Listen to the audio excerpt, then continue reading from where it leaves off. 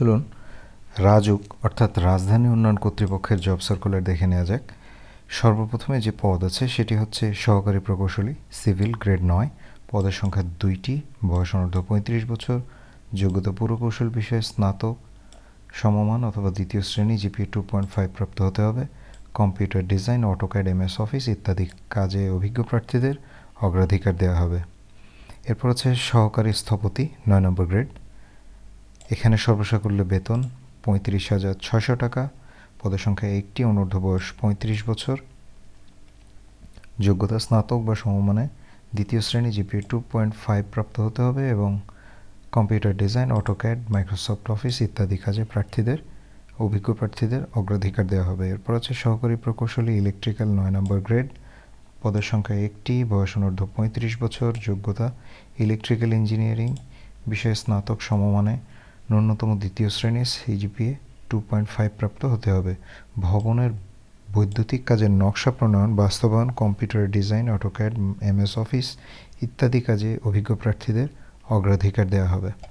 এরপর আছে সহকারী প্রকৌশলী মেকানিক্যাল, গ্রেড নম্বর 9, যোগ্যতা মেকানিক্যাল ইঞ্জিনিয়ারিংয়ে স্নাতক সমমানে দ্বিতীয় শ্রেণী বা জিপিএ 2.5 প্রাপ্ত হতে হবে। ভারী যানবাহন, যন্ত্রপাতি পরিচালনা, রক্ষণাবেক্ষণ ইত্যাদি, computer design, AutoCAD, MS office ইত্যাদি কাজে অভিজ্ঞ প্রার্থীদের অগ্রাধিকার দেওয়া হবে। এরপর আছে উপসহকারী প্রকৌশলী, গ্রেড 10, পদের সংখ্যা 4টি, বয়স অনূর্ধ্ব 35 বছর। এখানে ন্যূনতম 2.5 প্রাপ্ত ডিপ্লোমা, পূর্ত সার্টিফিকেটধারী হতে হবে। পূর্ত কাজের জন্য সার্ভে পরিচালনা, প্রাক্কলন প্রণয়ন, বাস্তবায়ন পর্যায়ে তদারকি, ল্যাবরেটরিতে কাজের অভিজ্ঞতা সম্পন্ন প্রার্থীদের অগ্রাধিকার দেওয়া হবে। এরপর হচ্ছে উপসহকারী প্রকৌশলী মেকানিক্যাল, গ্রেড 10, এখানে অনূর্ধ্ব বয়স 35 বছর, যোগ্যতা মেকানিক্যালের ডিপ্লোমা অর্থাৎ পলিটেকনিক ইনস্টিটিউট হতে দ্বিতীয় শ্রেণী যে ডিপ্লোমা, সেই ডিপ্লোমা ডিগ্রিধারী হতে হবে। ল্যাবরেটরি যন্ত্রপাতি স্থাপন, পরিচালনা, রক্ষণাবেক্ষণ কাজের অভিজ্ঞতা সম্পন্ন প্রার্থীদের অগ্রাধিকার দেওয়া হবে এবং অটোক্যাড, এমএস অফিস ইত্যাদি সফটওয়্যার ব্যবহারে অভিজ্ঞ প্রার্থীদের অগ্রাধিকার দেওয়া হবে।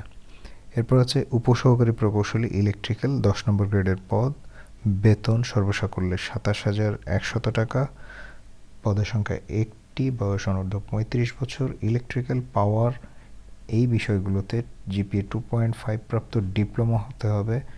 এরপর ল্যাবরেটরি যন্ত্রপাতি স্থাপন, পরিচালনা, রক্ষণাবেক্ষণ কাজের অভিজ্ঞতা সম্পন্ন প্রার্থীদের অগ্রাধিকার দেওয়া হবে এবং অটোক্যাড, এমএস অফিস ইত্যাদি সফটওয়্যার ব্যবহারে অভিজ্ঞ প্রার্থীদের অগ্রাধিকার দেওয়া হবে। এরপর হচ্ছে diploma in architect, AutoCAD, grade 10, বেতন 27,100 টাকা, পদের সংখ্যা 1টি। এখানেও যোগ্যতা স্থাপত্য বিষয়ে ডিপ্লোমা, জিপিএ 2.5 প্রাপ্ত হতে হবে এবং অটোক্যাড, এমএস অফিস বিষয়ে অভিজ্ঞ প্রার্থীদের অগ্রাধিকার দেওয়া হবে। এখানে দেখুন, এখানে ঝিলমিল আবাসিক এলাকায় আবাসিক বাণিজ্য অবকাঠামো উন্নয়ন প্রকল্পের যে ফর্ম, সে ফর্ম এখানে দেয়া আছে। এই ফর্মের নমুনা এখানে দেওয়া আছে এই ওয়েবসাইটের লিঙ্কটি ডেসক্রিপশনে দেওয়া থাকবে, rajuk.portal.gov.bd। এখান থেকে আপনারা এই ফর্মটি ডাউনলোড করে প্রেরণ করতে পারবেন এবং ফর্ম প্রেরণের যে শর্তাবলী সেটি এখানে দেওয়া আছে। আবেদনের শেষ তারিখ জানিয়ে দিচ্ছি, 15/12/2019 তারিখ অফিস চলাকালীন সময়ের মধ্যে ঝিলমিল আবাসিক এলাকার আবাসিক ও বাণিজ্যিক অবকাঠামোর উন্নয়ন প্রকল্প, রাজুক এনেক্স ভবন, 2য় তলা, মতিঝিল, ঢাকা 1000 এই বরাবরে আবেদন করতে হবে এবং আবেদনের সময় এই কাগজগুলো সংযুক্ত করতে হবে। আপনারা ভালোভাবে দেখে নেবেন এবং 10 টাকার অব্যবহৃত ডাক টিকিট সংযুক্ত এই মাপের একটি ফেরত খাম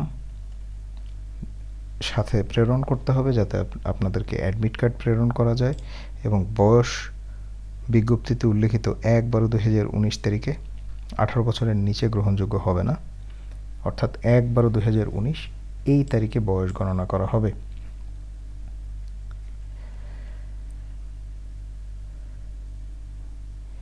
এরপর আরও যে নিয়মাবলী আছে এখান থেকে আপনারা প্রয়োজন বোধে দেখে নিতে পারেন। এখানে প্রার্থীদের সম্প্রতি তোলা 3 কপি রঙিন ছবি, যার 1 কপি নির্দেশনা মোতাবেক আবেদনপত্রে ও 2 কপি প্রবেশপত্রে ও 2 কপি প্রবেশপত্রের 2 কপিতে সংযুক্ত করতে হবে। প্রকল্প পরিচালক, ঝিলমিল আবাসিক এলাকা আবাসিক ও বাণিজ্যিক অবকাঠামো উন্নয়ন প্রকল্পের অনুকূলে সোনালী জনতা অগ্রণী ব্যাংকের যে কোনো শাখা হতে 500 টাকার ব্যাংক ড্রাফট যা ব্যাংক ড্রাফট অথবা পে অর্ডার যা অফেরতযোগ্য সেটি সংযুক্ত করতে হবে। আবেদনের শেষ তারিখ আমি আবারও বলে দিচ্ছি 15ই ডিসেম্বর, 15/12/2019 অর্থাৎ 15ই ডিসেম্বর 2019। সুতরাং যারা যোগ্য আছেন যথাশীঘ্র আবেদন করবেন। সবাই ভালো এবং সুস্থ থাকবেন সেই কামনায় আজকের মতো বিদায় নিচ্ছি।